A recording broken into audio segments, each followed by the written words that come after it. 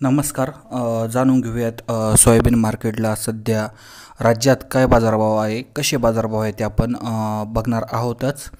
या ठिकाणी तुम्ही स्क्रीनवर या ठिकाणी बघू शकता सोयाबीन बाजारभाव आहेत. लातूरमध्ये बघा 4,200 रुपये जास्तीत जास्त.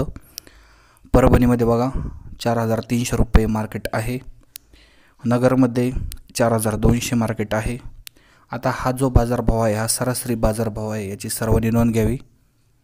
यानंतर तुम्ही बघा नाशिकमध्ये 4,300, यानंतर उदगीरमध्ये 4,400, बीडमध्ये 4,300, जालनामध्ये 4,300 मार्केट या ठिकाणी आहे.